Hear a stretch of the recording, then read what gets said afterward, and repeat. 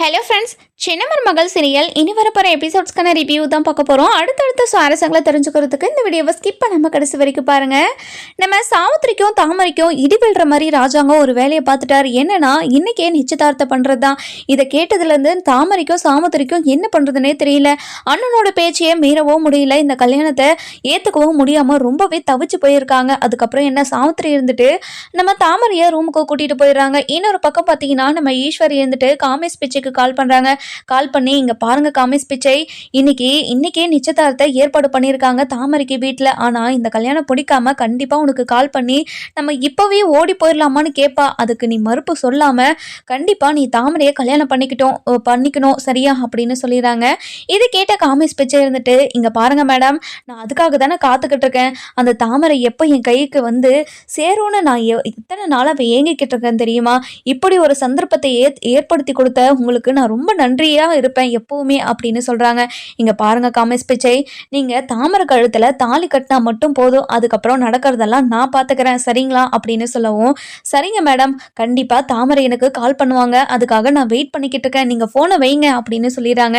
இன்னொரு பக்கம் பார்த்தீங்கன்னா நம்ம சாவித்திரி இருந்துட்டு தாமரை கிட்ட, தாமரை என்னடி பண்ணுறது இப்போ நிச்சயதார்த்தத்துக்கு வரைக்கும் வந்துருச்சு, இப்போ என்ன பண்ணுறதுன்னு எனக்கு ஒன்றுமே புரியல அப்படின்னு சொல்லவும், இங்கே பாருமா, எனக்கு இந்த கல்யாணம் வேண்டவே வேண்டாம், கண்டிப்பாக இந்த நிச்சயதார்த்தத்தை நடக்கவே விடமாட்டேன் நான் அப்படின்னு சொல்கிறாங்க. இதை கேட்டுட்டு நம்ம சாவித்திரி இருந்துட்டு இங்கே பாருடி, அண்ணன் பேச்சு நம்ம எப்படி மீறது, இங்கே பாருமா, உங்கள் அண்ணனை தூக்கி குப்பையில் போடுமா, என்னோட வாழ்க்கையை நாசமாக பண்ணுறதுக்கு தானே உங்கள் அண்ணன் இப்படியெல்லாம் பண்ணிக்கிட்டு இருக்காரு, கண்டிப்பாக நான் ஓடி போய் கல்யாணம் பண்ணிப்பேம்மா அப்படின்னு சொல்லவும், இதை கேட்டுட்டு சாவித்திரி இருந்துட்டு இங்கே பாருடி, நீ ஓடி போயிட்டேன்னா அண்ணனுக்கு எவ்வளோ பெரிய அசிங்கம், அதெல்லாம் வேண்டாண்டி, இங்கே பாருமா, அதுக்காக இவனை கல்யாணம் பண்ணிக்க சொல்றியா, கண்டிப்பாக இவனெல்லாம் என்னால் கல்யாணம் பண்ணிக்கவே முடியாது, இன்னைக்கு நிச்சயதார்த்தமா 2 நாள்ல கல்யாணமா, என்ன நடக்குது இங்கெல்லாம், எனக்கு ஒண்ணுமே புரியலமா, இங்க நடக்கிறதெல்லாம் பார்த்தா எனக்கு அப்படியே செத்துடலாம் போல இருக்குது அப்படின்னு சொல்லவும், இங்கே பாருடி தாமரை, கொஞ்சம் பொறுமையை இருடி, போய் அண்ணங்கிட்ட பேசி பார்க்குறேன், இங்கே பாருமா, உங்கள் அண்ணங்கிட்ட பேசினா எந்த வேலையும் நடக்க போகிறதில்ல எனக்கு தெரிஞ்சிருச்சு,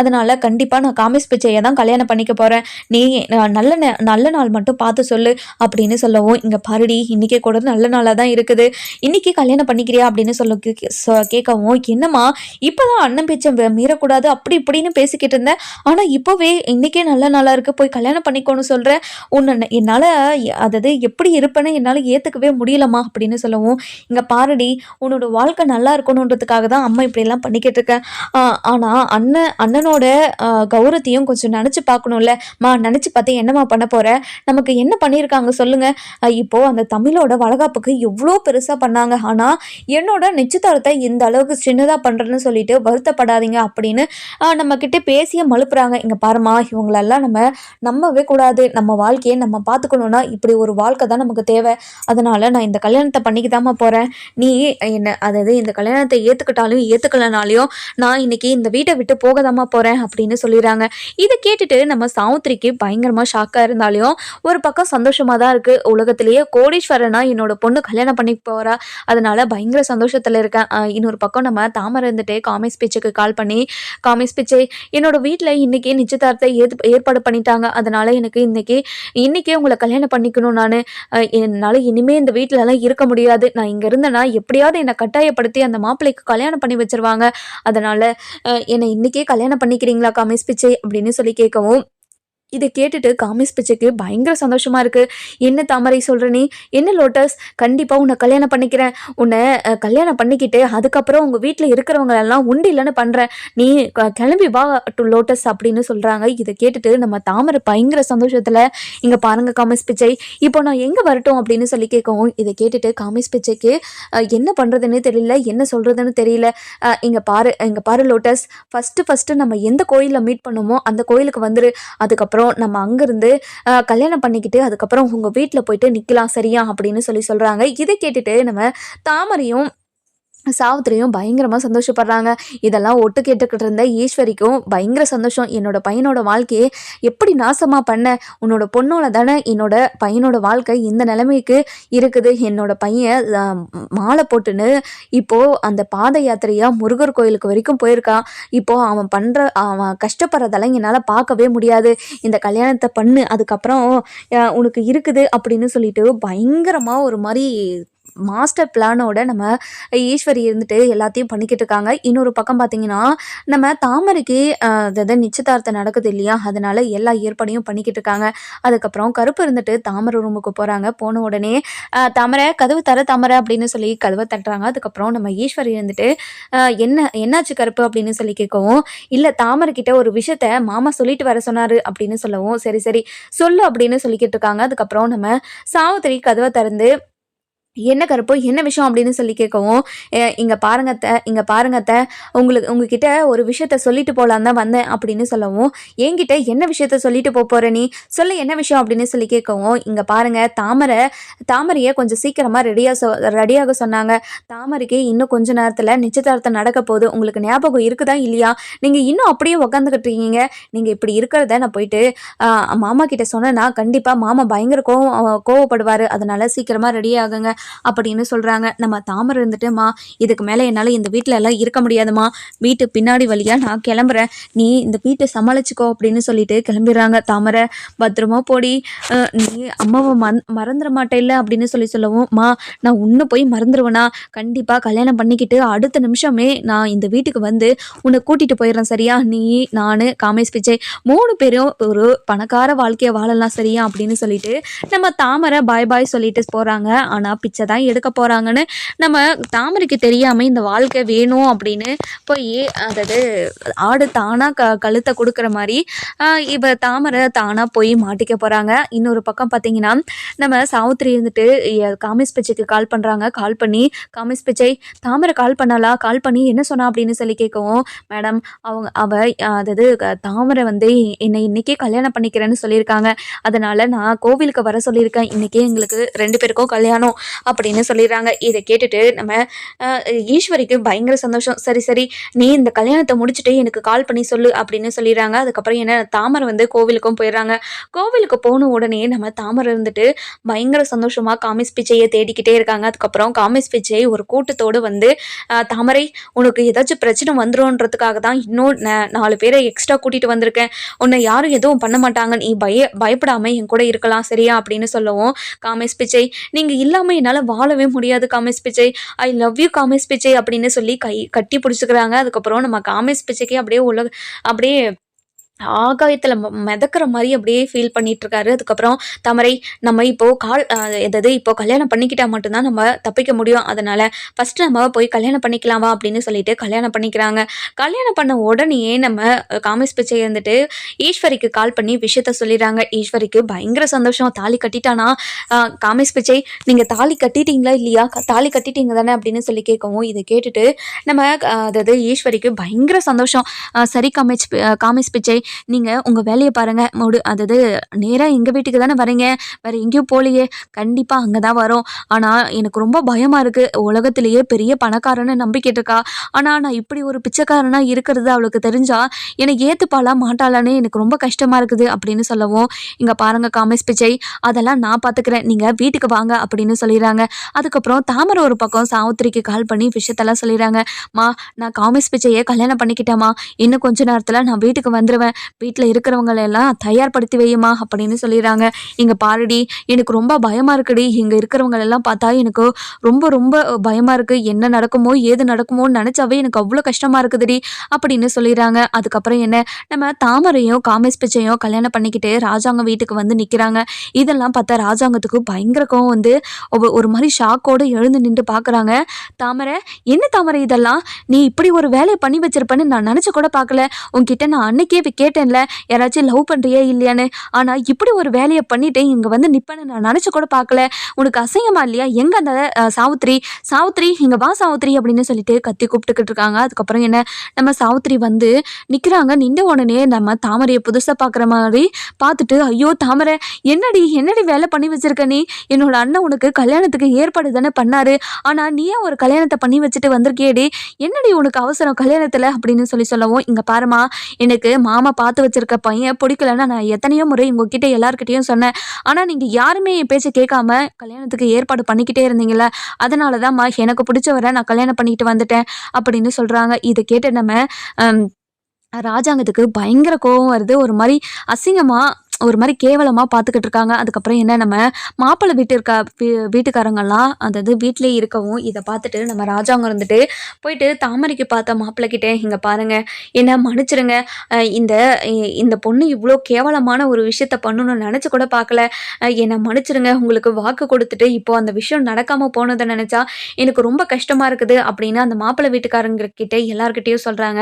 அதுக்கப்புறம் தமிழ்செல்வி இருந்துட்டு, இங்கே பாருங்க மாமா, நீங்கள் எதுக்காக மன்னிப்பு கேட்கணும், தாமரைக்கு இந்த கல்யாணம் பிடிக்கலன்னு ஏற்கனவே நம்ம கிட்ட சொன்னா இல்ல, நம்ம தான் கேட்காம இந்த கல்யாணத்துக்கு ஏற்பாடு பண்ணிட்டோம், சரி விடுங்க, இங்க பாருங்க இந்த கல்யாணம் நடக்கலன்னு நீங்க வருத்தப்படாதீங்க, கண்டிப்பா உங்களுக்கு நல்ல பொண்ணா கிடைப்பாங்க, இந்த பொண்ணு கிடைக்கலன்னு நீங்க ஃபீல் பண்ணிட்டு நீங்க அதாவது உங்க வேலையை கெடுத்துக்காதீங்க, இந்த பொண்ணை விட பெஸ்ட் 3 மடங்கு 4 மடங்கு பெஸ்ட்டான பொண்ணா உங்களுக்கு கிடைக்கும் அப்படின்னு சொல்றாங்க. இதை கேட்டுட்டு நம்ம தாமரைக்கு பயங்கரமா கோவம் வந்துடுது.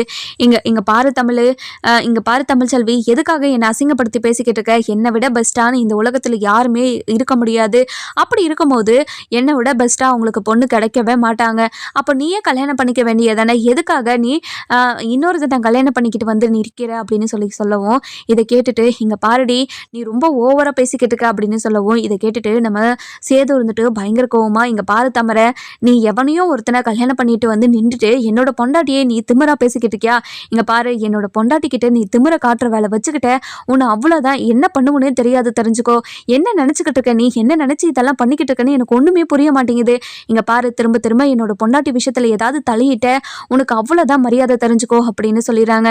இதெல்லாம் கேட்டுட்டு நம்ம தாமரை இருந்துட்டு, இங்கே பாருங்க நான் கல்யாணம் பண்ணிக்கிட்ட ஆள் எவ்வளோ பெரிய ஆளுன்னு உங்களுக்கு தெரியுமா, தெரிஞ்சால் நீங்கள் யாருமே என்கிட்ட இந்த மாதிரியெல்லாம் பேச மாட்டீங்க அப்படின்னு சொல்லவும், இதை கேட்டுட்டு நம்ம அதாவது சாவித்திரி இருந்துட்டு பயங்கர சந்தோஷத்தோட ஒரு மாதிரி பார்த்துக்கிட்டு இருக்காங்க. அதுக்கப்புறம் நம்ம தாமரை இருந்துட்டு, இங்கே பாருங்க இனிமேல் யாராச்சும் என்கிட்ட வாழாட்டிங்க உங்களை இந்த அது மாமா இங்கே பாருங்கள் உங்களை இந்த பதவியிலிருந்தே நாங்கள் தூக்கிடுவோம், அப்படியே அப்படிப்பட்ட பவர் என்னோட புருஷனுக்கு இருக்கு, தெரிஞ்சுக்கோங்க அப்படின்னு சொல்லவும், இதை கேட்ட காமேஷ் பிச்சுக்கு பயங்கரமாக ஷாக் ஆகிடுது.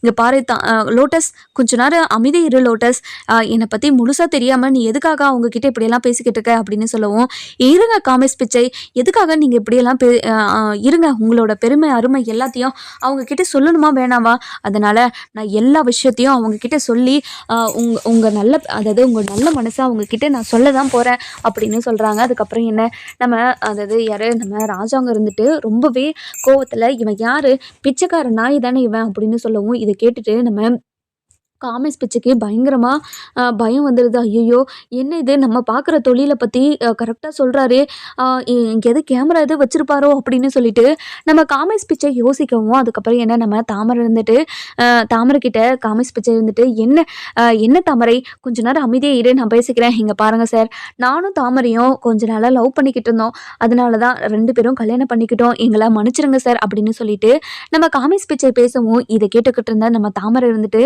என்ன காமேஷ் பிச்சை நீங்க யாருக்கிட்டையும் தலை வணங்கி பேச மாட்டீங்கன்னு சொன்னீங்க, ஆனா இப்போ என்னோட மாமா கிட்ட இப்படியெல்லாம் பேசிக்கிட்டு இருக்கீங்க அப்படின்னு சொல்லவும், இதை கேட்டுக்கிட்டு இருந்த ஈஸ்வரி வந்துட்டு அப்படியே கை தட்டிக்கிட்டு முன்ன வராங்க. முன்ன வந்த உடனே நம்ம ஈஸ்வரி வந்துட்டு அதாவது ஈஸ்வரி பயங்கர சந்தோஷமா கையை தட்டிக்கிட்டு வராங்க. இதை பார்த்துட்டு நம்ம தாமரைக்கு ஒன்றுமே புரியல, இங்கே என்ன நடந்துக்கிட்டு இருக்கு, இவங்க எதுக்காக இப்படியெல்லாம் பண்ணுறாங்க அப்படின்னு சொல்லிட்டு ஒன்றுமே புரியாமல் அப்படியே ஒரு மாதிரி தலை சுற்றுற மாதிரி நிற்கிறாங்க. அதுக்கப்புறம் என்ன தாமரை, நீ ஒரு உலகத்திலே இல்லாத கோடீஸ்வரனை கல்யாணம் பண்ணிக்கிட்டேன்னு ரொம்ப சந்தோஷமாக இருக்கியா, நீ ஒரு கோடீஸ்வரனெல்லாம் கல்யாணம் பண்ணிக்கிட்டல, ஒரு பிச்சைக்காரனை தான் கல்யாணம் பண்ணிக்கிறேன் அப்படின்னு சொல்கிறாங்க. இதை கேட்டுட்டு தாமரைக்கு பயங்கரமாக கோவந்துருது. இங்கே பாருங்கள் காமேஷ் பிச்சை, உங்களை பார்த்து என்னென்னலாம் பேசுகிறாங்கன்னு பாருங்கள், நீங்கள் ஏன் அமைதியாகவே இருக்கீங்க அப்படின்னு சொல்லி கேட்கவும், இங்கே பாரு மலர், இங்கே பாரு தாமரை, அவங்க சொல்கிறது எல்லாமே உண்மைதான், நான் கோவிலில் பிச்சை எடுக்கிறவன் தான், நான் உன்ன மாதிரி ஒரு பணக்கார பொண்ணை கல்யாணம் பண்ணிக்கணும்னு ஆசைப்பட்டேன், ஆனால் பணக்கார பொண்ணு யாருமே என்னை திரும்பி கூட பார்க்க மாட்றாங்க, அதனால தான் இப்படி ஒரு கெட்டப்பை போட்டு நான் உன்னை கல்யாணம் பண்ணிக்கிட்டேன், என்னை மன்னிச்சிரு தாமரை அப்படின்னு சொல்லவும், இதை கேட்டுட்டு தாமரைக்கு நெஞ்சே வெடிச்சிருது. என்ன காமேஷ் பிச்சை நீங்கள் சொல்கிறீங்க, நீங்கள் சொல்கிறத என்னால் ஏற்றுக்கவே முடியல மா, இங்கே பாருமா இவர் என்ன சொல்கிறாருன்னு எனக்கு ஒன்றுமே புரிய மாட்டேங்குதுமா, இங்கே பாருமா என்னோடய வாழ்க்கை என்ன ஆகுறதுமா, இப்படி ஒருத்தனை நான் கல்யாணம் பண்ணிக்கிட்டேன்னு நினச்சாவே எனக்கு அசிங்கமாக இருக்குதுமா அப்படின்னு சொல்லவும், இதை கேட்டுட்டு நம்ம காமிஸ் பிச்சைக்கு ஒரு மாதிரி பயமாக இருக்குது. ஐயோ, இவங்க எல்லாம் என்ன பண்ணுவாங்களோ ஏது பண்ணுவாங்களோன்னு நினச்சாவே எனக்கு ரொம்ப பயமாக இருக்குதே அப்படின்னு ரொம்ப ரொம்ப ரொம்ப பயந்து கிடக்குறாரு. அதுக்கப்புறம் என்ன, நம்ம காமிஸ் பிச்சை இருந்துட்டு, இங்கே பாரு தாமரை, என்னை மன்னிச்சிரு தாமரை, 3 வேளையும் எனக்கு சோறு கிடைக்கணும்னு சொன்னதுனால தான் நான் இப்படி ஒரு கல்யாணத்தை பண்ணிட்டேன், என்னை மன்னிச்சிரு தாமரை அப்படின்னு சொல்லிட்டு சொல்கிறாங்க. இதை கேட்டுட்டு நம்ம காமிஸ் பிச்சை சொல்கிறதெல்லாம் கேட்டுட்டு நம்ம தாமரைக்கு ஒரு மாதிரி கஷ்டம் தாங்கலை. ஒரு மாதிரி வாழ்க்கையே தொலைஞ்சு போன மாதிரி ரொம்ப கஷ்டத்தில் இருக்காங்க. அதுக்கப்புறம் என்னம்மா, என்னம்மா இதெல்லாம், இவர் உலகத்திலேயே இல்லாத பெரிய பணக்காரன்னு நினச்சி தான் நான் இவனை கல்யாணம் பண்ணிக்கிட்டேன். ஆனால் இவன் கோவிலில் பிச்சை எடுக்கிறவனு சொல்கிறானேம்மா, இவன் சொல்கிறதெல்லாம் உண்மையாம்மா? நீ நீ நீ ஒரு முறை கேட்டு பாருமா காமிஸ் பிச்சை, நீங்கள் சும்மா தானே என்கிட்ட விளையாடுறீங்க, நீங்கள் சும்மா தானே சொல்கிறீங்க. இங்கே பாரு தாமரை, நான் சொல்கிறதெல்லாம் உண்மைதான்.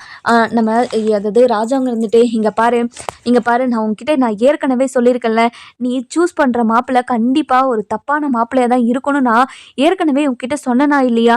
சொன்னதுக்கப்புறமும் இப்படி ஒரு கேவலமான ஒரு பிச்சைக்காரனை கல்யாணம் பண்ணிட்டு வந்து நிற்கிறியே, உனக்கு கேவலமா இல்லை? நான் எப்படியாற்பட்ட மாப்பிள்ளையை உனக்கு பார்த்து வச்சேன், ஆனால் அந்த மாப்பிள்ளையை பிடிக்கலன்னு ஒரு பிச்சைக்காரனை கல்யாணம் பண்ணிட்டு வந்திருக்க. இனிமேல் உனக்கு இந்த வீட்டில் இடமே கிடையாது.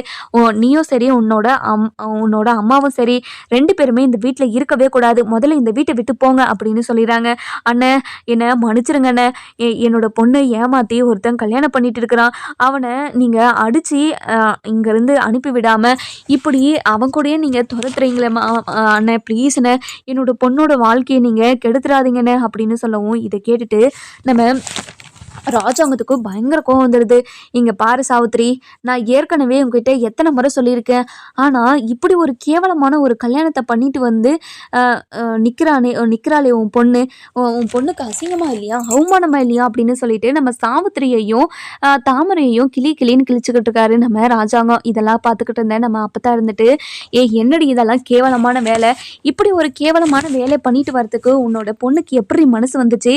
என்னோட பையனோட பேரை கெடுக்கிறதுக்காக தானே இப்படியெல்லாம் பண்ணுறா உன்னோட மக அப்படின்னு சொல்லவும், இதெல்லாம் கேட்டுட்டு நம்ம அதாவது யார் நம்ம அதாவது சாவித்திரி இருந்துட்டு, என்னோட பொண்ணு அப்படியெல்லாம் பண்ணுவாளாம்மா, இங்கே பாருமா, என்னோட பொண்ணு ஏதோ தப்பான ஒரு செலெக்ஷனை பண்ணிட்டான், அதனால என்னோட பொண்ணை மன்னிச்சு நீங்கள் எப்படியாவது என்னோட பொண்ணோட வாழ்க்கையை காப்பாற்றி கொடுக்கணும், இந்த பிச்சைக்காரனை எப்படியாவது இந்த வீட்டை விட்டு துரத்திட்டு என்னோட பொண்ணுக்கு வேறு கல்யாணத்தை பண்ணி வைங்கம்மா அப்படின்னு சொல்லிட்டு காலில் விழுந்து கெஞ்சிக்கிட்டு இருக்காங்க. இதெல்லாம் பார்த்துக்கிட்டு இருந்தேன் நம்ம காமிஸ் பிச்சை இருந்துட்டு, என்ன சொல்கிறீங்க நீங்கள், என்னோட பொண்டாட்டியை நீங்கள் வேற ஒருத்தருக்கு கல்யாணம் பண்ணி வைக்க சொல்லிக்கிட்டு இருக்கீங்களா?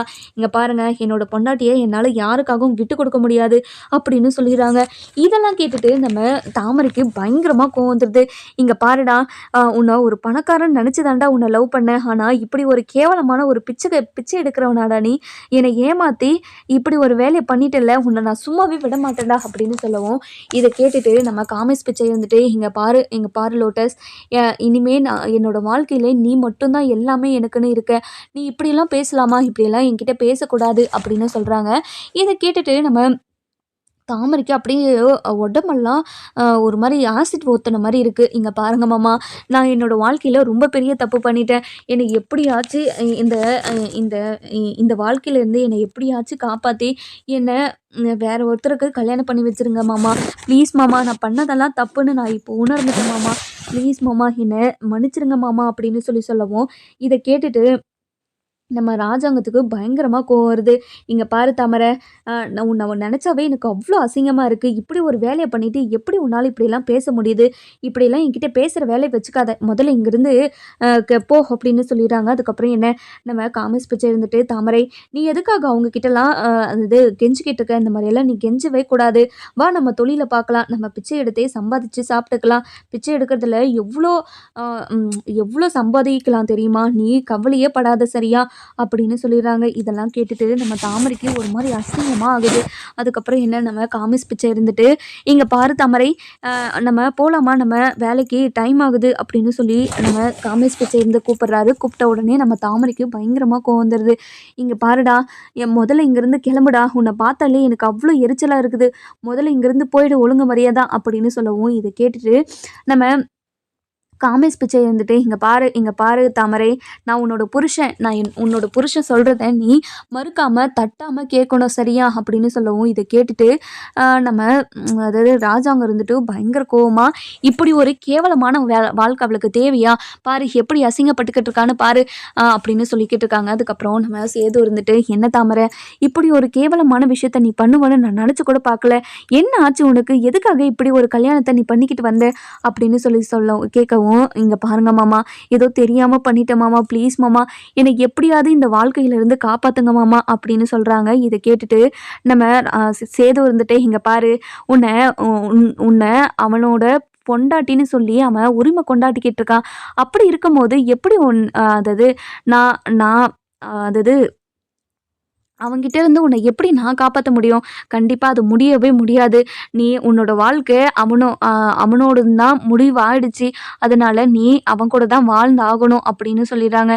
"என்ன மாமா, நீங்களே இப்படி பேசலாமா மாமா? ப்ளீஸ் மாமா, நீங்க இப்படியெல்லாம் பேசக்கூடாது மாமா ப்ளீஸ்" அப்படின்னு சொல்லி கெஞ்சிக்கிட்டே இருக்காவும். அதுக்கப்புறம் நம்ம காமேஷ் பிச்சை வந்துட்டு, "இங்க பாரு தாமரை, என்ன என்னை விட்டுட்டு நீ எங்கேயும் போக முடியாது. வா போலாம்" அப்படின்னு சொல்லிட்டு தாமரையை அப்படி கையை பிடிச்சி இழுத்துட்டு கிளம்புறாங்க.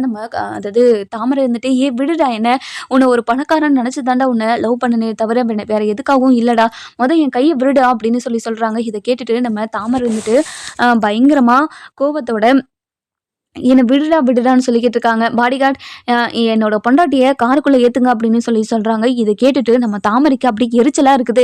"இங்கே பாருடா டுபாக்கர், உனக்கு இத்தனை காராடா, என்னை இங்கே விட்டுட்டு போயிடுறடா. நான் உன்னை பணக்காரன் நினச்சி தான் லவ் பண்ணனே தவிர வேறு எதுக்காகவும் இல்லைடா, என்னை விட்டுட்டு போயிடுறா" அப்படின்னு சொல்லவும் நம்ம தாமரை இழுத்துட்டு கோவிலுக்கு போயிடுறாங்க. கோவில் வாசலில் நின்று, "இங்கே பாரு தாமரை, உனக்கு இந்த மாதிரி காஸ்டியூம் எல்லாம் ஒத்து வராது. அதனால நான் உனக்கு வேறு காஸ்டியூம் தரேன் வா" அப்படின்னு சொல்லிட்டு ஒரு பிச்சைக்கார வேஷத்துல ஒரு புடவை எடுத்துட்டு வந்து நம்ம தாமரைக்கு கொடுக்குறாங்க. "தாமரை, இதை நீ இது கட்டிக்கோ. இதை கட்டிக்கிட்டா மட்டும்தான் என்னோட பொண்டாட்டி மாதிரி லட்சணமா இருப்ப. அதனால இதை கட்டிக்கோ" அப்படின்னு சொல்லிட்டு கொடுக்குறாங்க.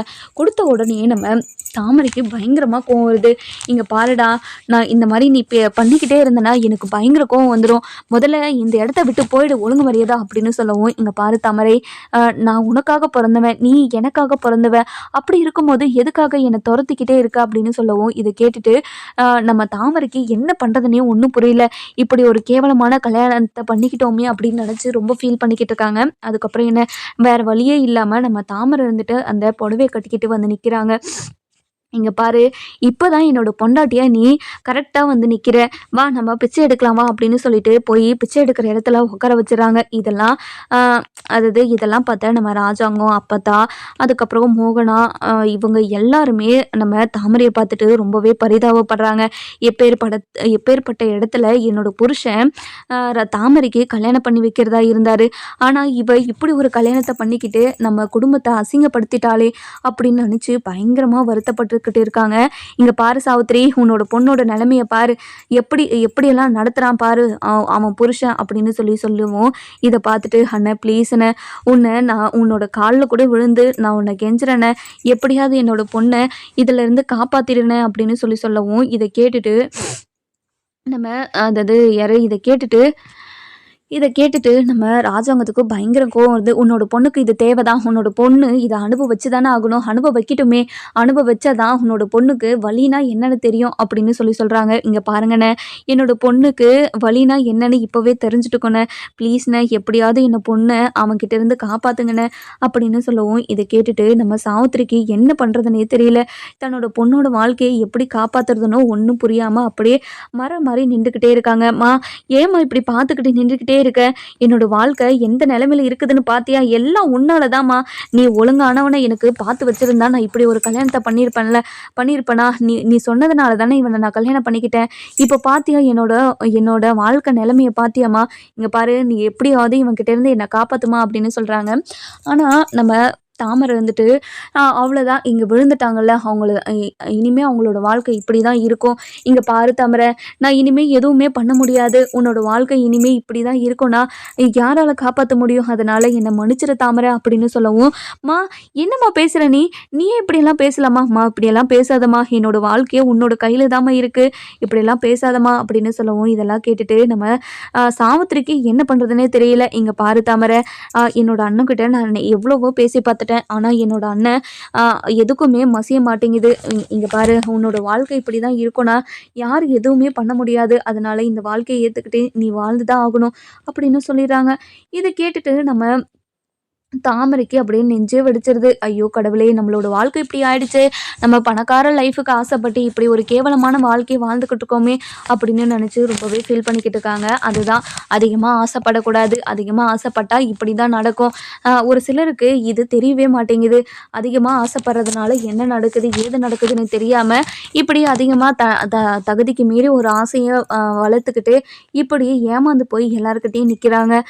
அதுக்கப்புறம் தாமரையோட வாழ்க்கை இதுக்கு மேல சரியாகுமா? ஆகாதா? நம்ம ராஜாங்க இருந்துட்டு தாமரையோட லைஃப காப்பாத்துவாரா? மாட்டாரா? அப்படின்னு நம்ம வர எபிசோட்ல பார்க்கலாம். இந்த வீடியோ உங்களுக்கு பிடிச்சிருந்தா லைக் பண்ணுங்க, சப்ஸ்கிரைப் பண்ணுங்க. மறக்காம பெல் ஐகானையும் கிளிக் பண்ணிக்கோங்க.